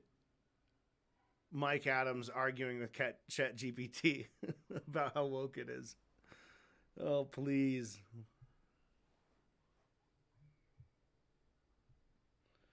Please let me hear it. Released. Yeah. It's so much better. Oh, hang on.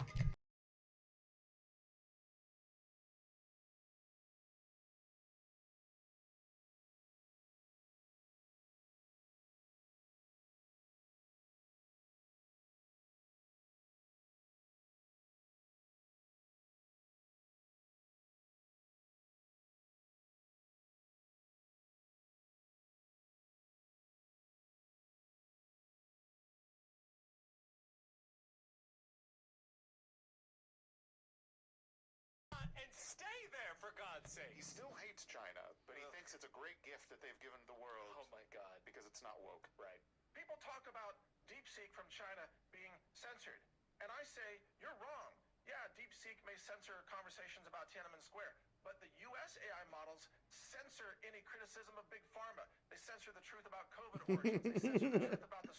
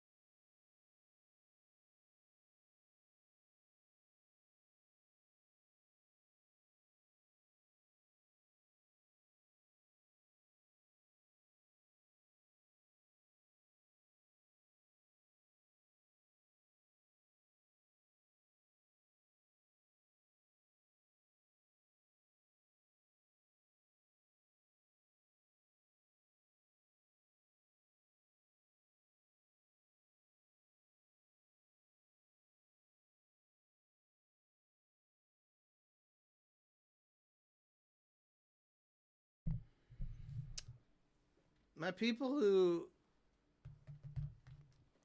I get grocery delivery, and usually they give me a call, beforehand to sort of check in and say, what they have or don't have, or tell me it's complete, and they kind of confirm the time and that kind of thing. And they did that, but then they immediately called me back and tried to upsell me, which I've never had them happen. And it's before I could ask them to please never do that again, they just hung up. So that sucks. I hope they're not gonna start trying to upsell me. every fucking time. I'm blowing my phone up. Do you want to buy a couple more things? What if you bought like a little more? I mean, I know it's like the person who's doing that is doing that under the direction of a manager who is like forcing them to do that. So I get it from that perspective. And that manager is being told by a regional manager like that they need to see more. We need to see more upsells from your team. Where it's so hard to argue against some of these capitalist or these just kind of like shitty policies that exist because they have to maximize profits, and that's got to be their number one thing. And it's because, well, yeah, because they need money to feed their family and pay their rent, right? So when you argue with someone who's like capitalist brained, they will get angry and be like, you don't get it. That's how it is. That's how it works. When like, that is how it is, and that's how it works, and that's why someone would be an anti-capitalist because it doesn't have to work that way. It doesn't. That's not a necessary aspect of life. Like we don't have to overproduce tons of shit. You know? But I mean, we do in capitalism. But it's like, if you just imagine a whole bunch of monkeys in a place where all their resources are sort of laying around needing to be picked up and processed and collected in order for them to have food, water, and shelter and safety. And you just see how fucking ridiculous it is. I don't know. Let's keep listening. Truth about 9/11.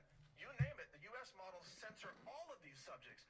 The U.S. has far more censorship than Chinese models. And Alex, explain, because you're an engineer, but I've read this stuff. Why is manipulating it to make it deceptive, not just wokeism, but on everything? How does that make AI stupid? How does it hold it back? Because you can't have a reasoning model if the model is programmed to be irrational and to say that men can have babies. Okay? I mean, they are obviously contradictory concepts. Well, I asked DeepSeek. I have DeepSeek R1, 32 billion parameter model running on my desktop. Okay, it's amazing. It's the greatest invention in human history. Okay, and I asked it, can men get pregnant and have babies? And it says no. Men don't have the reproductive hardware to have a baby. Let's give it a try. Can men get pregnant and have babies? What do you say, DeepSeek? As of now, biological males, those assigned male at birth, cannot get pregnant and give birth. Pregnancy requires a uterus, which is part of the female reproductive system. However, there are some nuances to consider. 1. Transgender men.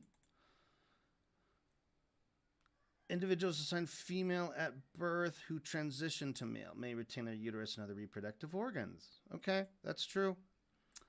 Medical advancements. There is ongoing research in the field of reproductive medicine, including uterine transplantation and other technologies that could potentially allow biological males. I don't like that term, but that's what they're using. To carry a pregnancy in the future. However, these are still experimental, not currently available as standard medical options. Surrogacy. While biological males cannot carry a pregnancy themselves, they can father children through surrogacy. I think that's a pretty straightforward, true answer. It clarifies it is assigned male at birth. It specifies that pregnancy requires a uterus and that transgender men may have uteruses. So this is what Mike is saying is a good answer, but it doesn't reflect what he said. He didn't say no.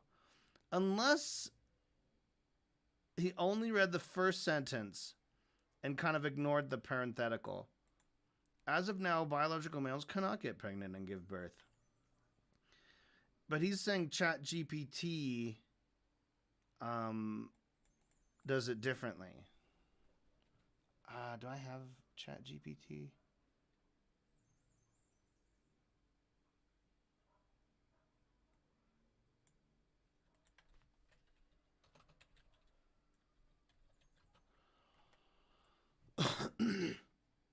Mike's all like pro DeepSeek, the Chinese one. What can I help you with?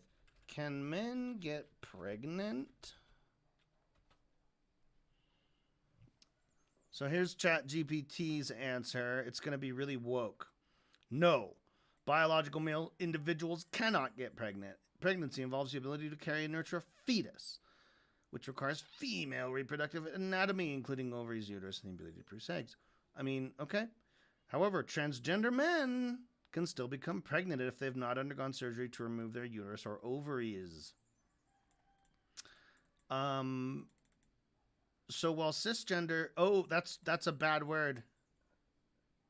That's a bad word. Elon Musk is gonna he's gonna come after me. He's gonna come after, because I'll give you it. This did not use the word cisgender. It said those assigned male at birth. He said AMAB instead of cisgender, which is really, really, it's like the N-word for non-trans people, you know? So non-trans people, they have this horrible, horrible slur about them that it's called cisgender. And it makes me cry. Okay, so both ChatGPT and DeepSeek pretty much gave the same answer. They're like, you need ovaries and a uterus, biologically male individuals,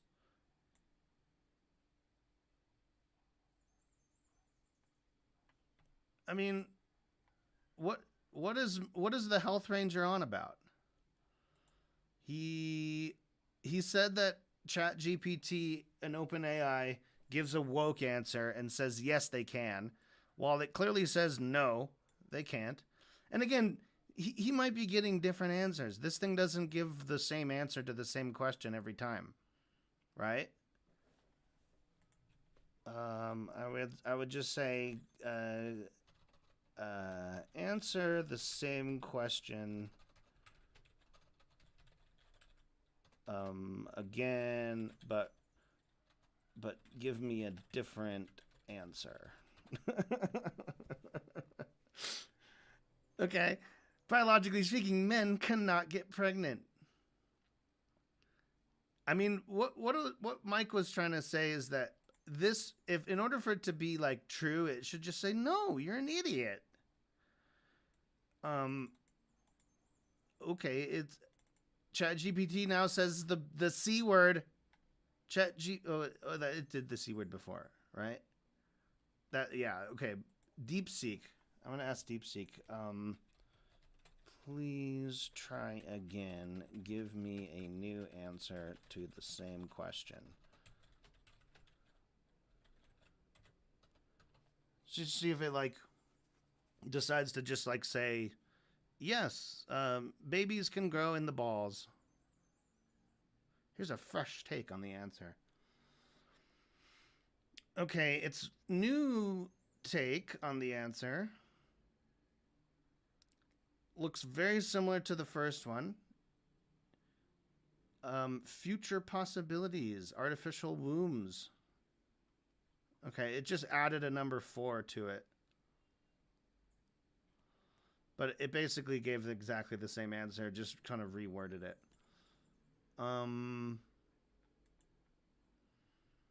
Yep. ChatGPT still acknowledges the existence of transgender men.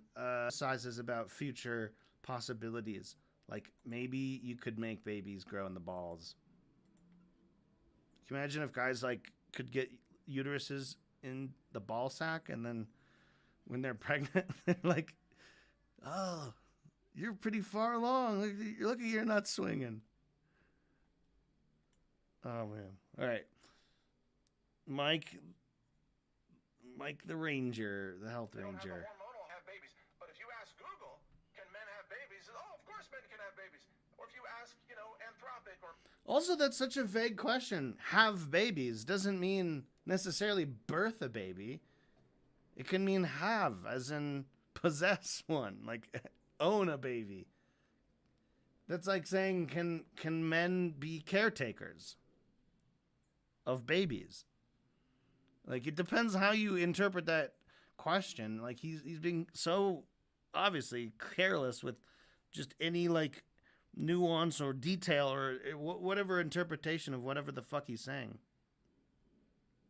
Microsoft or Meta, they're all over. Men can have babies. Well, you can't have a reasoning model that is good at reasoning if you teach it to be cognitively retarded, which is what wokeism is.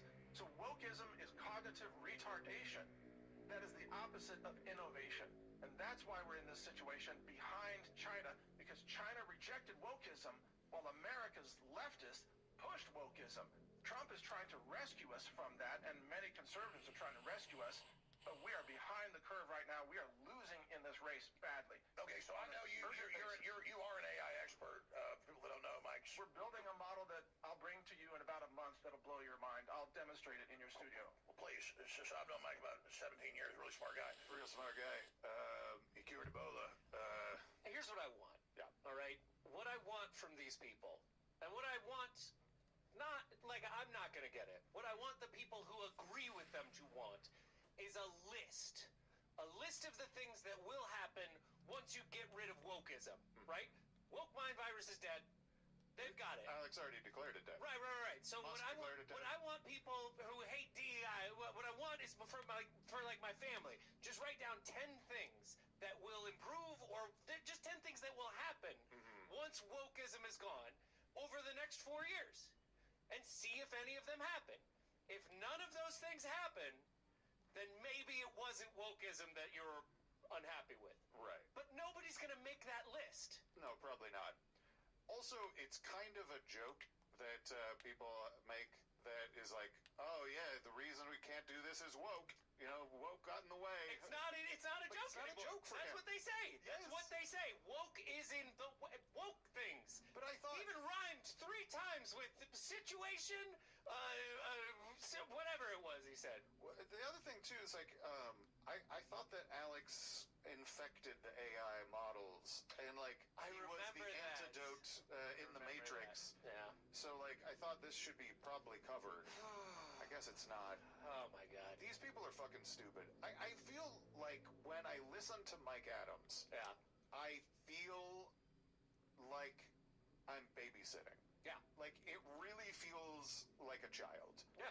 The reasoning and the level of complaints, the level of expertise in every fucking field, even though his career is littered with the corpses of humiliation. Yep. It's just... I can't take him seriously.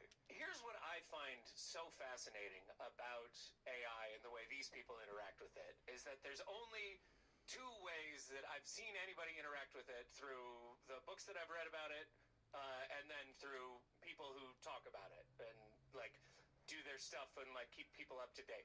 Is that there's incredibly smart people who can code the fuck out of shit who are playing with their fun toy. And then there are incredibly stupid people who think that it's more than a toy. And both of them are incredibly stupid to me. And Alex is going to probably interview Mike's AI. Yeah, because nobody's just going like, oh, this is a dumb toy. We fucked up. We made a toy. We overcommitted on a toy. We blew it, Yeah, that might be the end result. Or maybe we will become a colony of China. Sounds right. Now, I know that Mike has said that it's over for humanity. There's only going to be lone survivors. Yep. That was a number of years back. Right. He also said that during COVID, China was going to launch a ground invasion of Did the do United that. States. No, that happened. And now, R.I.P. Wisconsin. and now because we're too woke, Right. their AI is going to take over, and we're going to be a colony. Sounds true. And look, let me put it this way, Alex. If we don't become competitive in the AI race, we will be a colony of China within 5 years. That's how crazy the situation is. So what does Trump need to do, and what do we need to do? Trump needs to decentralize and open source AI right now. Trump needs to, on an emergency basis, reform the entire university system, fire every woke teacher, every woke professor, every woke administrator across the entire education system. And we've got to end all censorship across the board, including the censorship that's still on X. By the way, are you Chairman Mao? If you're saying what you're saying, I mean, it is wild. Yeah, it's wild. What the fuck? Did we just get cultural revolution? I think we did. Did we just get cultural revolution? But it's like Mao with a cowboy hat because he's a ranger. Right, a Malboy hat. And a pacifier because he's a fucking... A Malboy hat. Yes. Reasons like a... Oh, Notice how horrified they are at the thought of being colonized. And that's very telling because it fucking it just ruins everything in your whole world if another country comes and colonizes you. It means your world collapses all around you. And you have nowhere to go, no home or home that's not under the authority of this occupying enemy. Strange how, like, they don't get it, that's what you're doing and have done and will do. Speaking about the verb tenses, they've done it, they're doing it, they will do it. Unreal. Yep. So if we get rid of all the woke, Everywhere. I mean, what's going on in theoretical math that woke is fucking up? Is the professor not white? God damn it, you win. I obviously hadn't considered just being racist about it. Well, but no, it makes perfect sense. Listen, I need to take context clues. When I'm hearing somebody yell at me about how everyone woke must be purged from society, Yeah. No, you're right. I have to take context clues from other things that they're saying about woke stuff. You're right. And so here's Mike talking about how lesbian firefighters are woke. Sure, that sounds right. America's behind because we have been sabotaged. We've been sabotaged by the Democrats. We've been sabotaged by wokeness, the dumbing down of our school system, the dumbing down of our corporations. We now have a culture in America, which, of course, Trump is beginning to reverse, thank God. But we have a culture, especially in Silicon Valley and in the tech areas, where the most woke person is given the advancement to be in charge of projects instead of the most qualified person. Our universities have been turned into What a fascinating and so very true thing, Mike. They just give the contracts to the wokest people. They don't care who's qualified. They just they do a woke test and they just always pick the wokest one. Oh. That's pretty, but that's so fucking cute. Instead of education centers. Now, there are exceptions to this. There are still some good universities, but, across the board, they're just woke factories. They're indoctrination centers. I mean, look at what happened in L.A. recently with the fires. Did we have competent fire chiefs? No. We had lesbian fire chiefs that were really happy to be, lesbian. Plural? How many fire chiefs were there?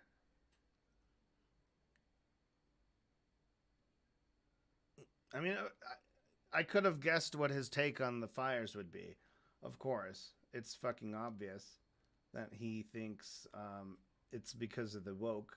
The woke also caused the plane crashes. I'm 100% sure Mike is going to say that. What else, man? What else did the woke do to you? But can you put out fires? Not really. Can you put water in the fire hydrants? Turns out that's not the case. That's not part of being lesbian for whatever reason. I don't know why.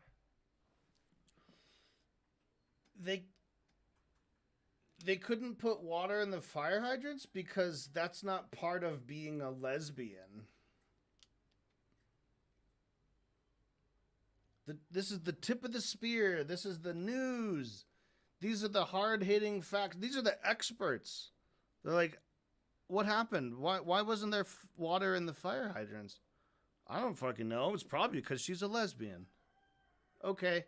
Good job, Mike. Good job, Mike. But I don't care if somebody's a lesbian or gay or trans. He doesn't care. That's nice. See, it turns out he's not even homophobic. He actually doesn't care that they're a lesbian. He just thinks that that's probably the reason why there was no water in the fire hydrants was probably because she was a lesbian. But he doesn't care that she's a lesbian, guys. What? Why are you saying he's homophobic? He said he didn't care. That feels not true. That feels... I mean, everything you just said betrays that premise. Because if you stop and you really think about what it is you're actually saying, you are either saying you hate lesbians or people who fuck women can't fight fires. Well, they're too busy fucking women. Exactly. When they're women. No. See, that's what I'm saying. It's either you hate lesbians or people who fuck women can't fight fires. No. You see, you understand?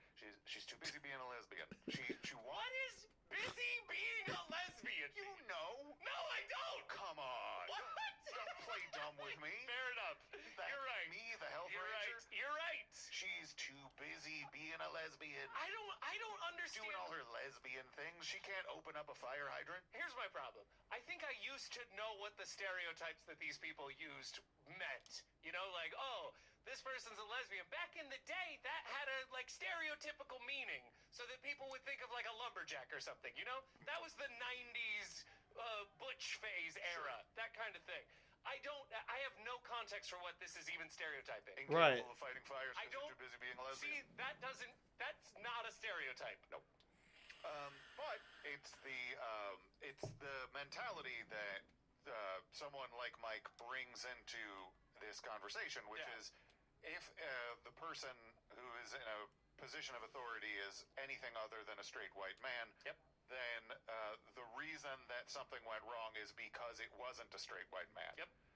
And conveniently, he's able to play this game, but he doesn't hate. If it's a straight white man, here's why it's not his fault. If it's not a straight white man, here's why not being a straight white man is the problem. Precisely. And that's what woke is all about. I think you're right. I mean, if you really want to boil it down, white people, not at fault. Non-white people, non-straight people, fucking just existing is the problem. Right. Yeah. And so we need to solve that. I feel like... Or else China's going to take over. That doesn't sound true either. What we have to do now, on an emergency basis, and if we don't do this, we are toast as a nation. I mean this. This is the end of... There will only be lone survivors. Become competitive and become dominant in the realm of AI. What we have to do on an emergency basis right now is we have to denounce wokeism and all of the irrational lunacy that it involves. And the climate lunacy, this idea that carbon dioxide is a pollutant, that it's bad for plants somehow, when it's critical for photosynthesis. What a fucking moron. This idea that carbon dioxide is a pollutant. Carbon dioxide is a greenhouse gas, you fuck. It used to be in the solid form under the earth, and now we've gasified it and released it into the atmosphere at an alarming rate.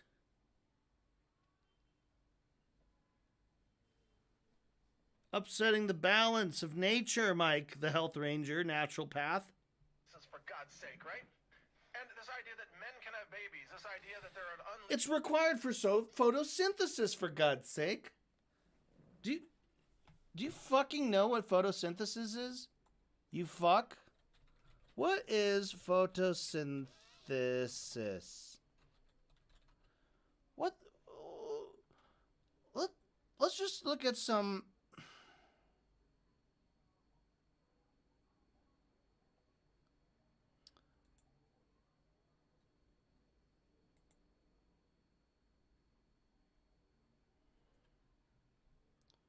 Okay, photosynthesis,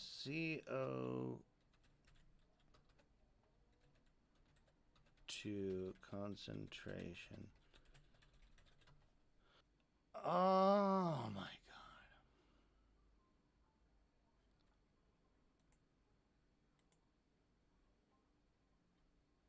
god.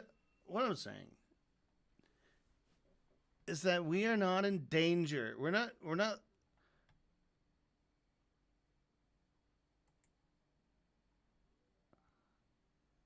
we don't need gobs and gobs of CO2 gas.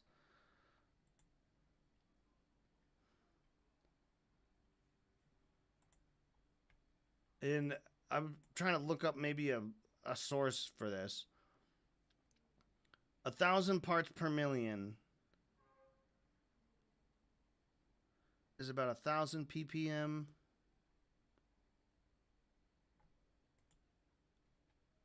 Just the idea that we're like, oh no, we're gonna run out of carbon dioxide gas, or the plants won't be able to photosynthesize. You fucking dipshit. Limited number of genders. This idea infected our culture. It infected our government offices. It infected our corporate America, our universities, pop culture, Hollywood, all of it. It's got to go. Shut the fuck up. It's got to go on an emergency Shut your basis. fucking mouth. I mean, this is a national security issue at this point. So it's a national security issue that everyone cater all information to align with Mike Adams' stupid ideas. Yep. Now, here's essentially what is going on, is, like, he engages with the world on the complexity of, like, let's say, a junior high level. Yeah. Which is, oh, carbon dioxide, plants need that to grow. He's reading a book that's a little bit out of his range, like maybe a high school or college book, about how excess CO2 has other effects. And yes, no one is disputing that it's necessary for photosynthesis. Yes, that is true. But you're not emotionally or intellectually mature enough to engage with the adult discussion. So, instead of learning more, engaging with that actual discussion, what Mike wants to do is cause an emergency that makes all reading second grade level. Yep. Make it all elementary level, all junior high level. This is all I can handle. All the other stuff is woke shit. Yep. I can't deal with that complexity. And you guys are the ones who are dumb. It is truly, yeah. Like, it is so much. Whenever I go outside, every aspect of reality tells me that I'm stupid. And I don't want to believe that. So I will remove every aspect of reality that tells me I'm stupid, and that will leave me and Alex sitting in a fucking bar somewhere by ourselves. Yeah, and the issue is that, like, your point isn't wrong. Like, well, a lot of his points are wrong. But, like, just the one I'm using as a case point. Yeah. Carbon dioxide is required for photosynthesis. Right. He's not wrong. Right. So I'm not saying you're wrong about that. You just need to know more. Vitamin C keeps you from getting scurvy. That's why we don't replace your entire digestive system with oranges. Right. Yeah. There's more to this story than your dumb sunlight makes plants eat thing. Yeah. And what the issue is, a lot of people who are maybe passive observers or just in the public, maybe they get swayed by an argument like carbon dioxide is required to make plants grow. Yeah. Because it is true. Yeah. Maybe you can be like, it doesn't make sense to me. Whatever. Mike is not that. He's full of shit.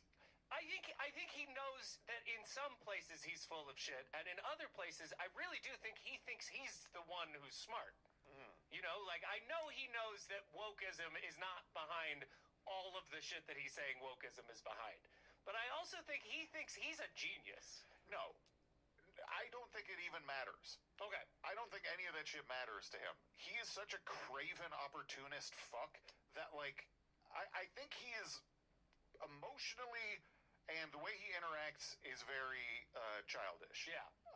He's not very smart. Yeah.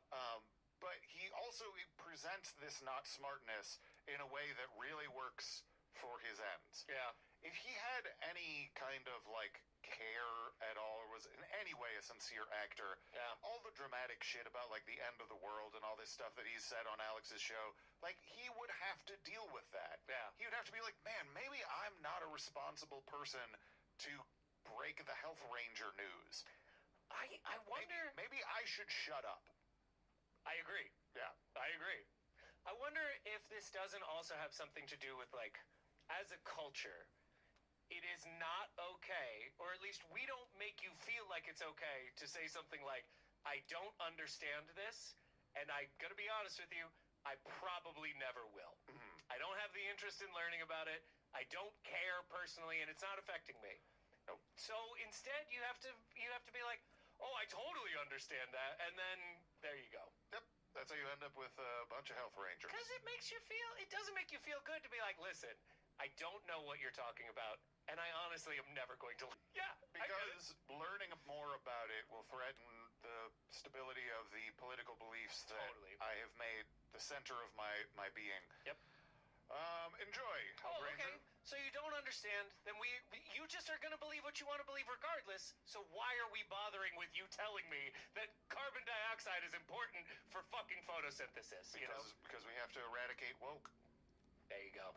So we come to the end of this, and there's a lot going on in the world. Yep. And I don't know if we're covering a lot of it. Alex has, he talked about the firing of the inspectors general. Yeah. Didn't do a great job of it. I think we're missing a lot of stuff that's happening. Here's what I think is interesting, right? So I'm living where I'm living, and I'm seeing, like, if we are in a space where the president could just do some illegal shit, and then everybody's like, I guess he can do some illegal shit then all that we gotta keep your ears out for when somebody's like, you can't do that anymore, and here's how we're going to stop you. Right? Otherwise, it's not really news when he does illegal shit. Sure. You know what I mean? Yeah. What I was thinking more is that, like, we're not getting a lot of what's happening. Sure. Right? Sure. But I bet that his Twitter has a lot more on it. Yeah. And I start to think that maybe he's more a guy who has a Twitter account than he is a guy who does a show. Yeah. Because I bet, like, current events and, like, on these days, I bet he's tweeting like crazy about all the stuff that Trump's doing. You're right. And engaging and having back and forth with people. Because that's how you build engagement. Yeah. I bet he's engagement farming a great deal, but it's not, coming out in any way on the show. He's not a show host anymore. He's a guy who has a social media account, and the show is kind of an offshoot of that. Yeah, he's Tosh 2.0. 3. What he's doing is aggregating bullshit that people have sent him on Twitter, and then giving it to us in a slightly more entertaining format, I guess. But it would be like if Tosh 2.0 was primarily a Twitter account. Right. Or primarily online social media account. Right. And then the show was just talking about things that he saw. I don't know how to make it work, but I think that... I think you're right. I feel like he has abandoned ship in a lot of ways. Yeah. There's not... I don't think it's a priority for him. And I think that there's a certain level that he is making a bad situation for himself. Because if something happens and he is kicked off Twitter, he's fucked. Yep. He's put all those eggs in there. And I don't think that his brand is going to sustain this support that he has for Elon Musk. I think that the prevailing and correct conspiracy position is to make him the deep state. Yep. This is why Trump can't get any of the stuff you want done, is because of Elon Musk. Yep. It's almost perfect. It is right there. Right. And so that will be the angle that the sort of more smarter conspiracy right-wing types like David Icke are going to go that path. And Alex is cutting that angle off for himself. I mean, yeah, and it's a smart one if you're a Trump fan, because Trump gets to continue being your God King. Yep. It's smart for Trump because he gets to continue stealing from you without you caring. Yeah. And it's smart for Elon because he gets to be the superpowered villain that he obviously wants to be. Right. He's doing Hitler salutes. Right, and it's the smart thing for you as like some right-wing dipshit commentator type, because you get to enjoy all of the damage and shit you want to happen and still get to pretend like I'm actually against this. Yeah. You know, like... Yeah. You can pretend to have, like, that opposition. Yep. And Alex is just completely blocking that door for himself. So I hope it hurts him in the long run. Yeah, you know, I mean, I feel like I feel a little bit like he's a loyalist in Belfast. I'm just saying, it's the wrong time to be that. We'll see. So, I guess we'll be back with another episode, but until then, we have a website. Indeed we do, it's knowledgefight.com. Yep, we'll be back. But until then, I'm Neo, I'm Leo, I'm DZX Clark, I am the Mysterious Professor. Woo, yeah, woo, yeah, woo! And now here comes the sex robots. All right. That was pretty good. I'm gonna go ahead and call it for now. Mike Adams is a fool. Alex Jones is a fool. They all fucking suck so much. Ugh. All right, we'll see you later.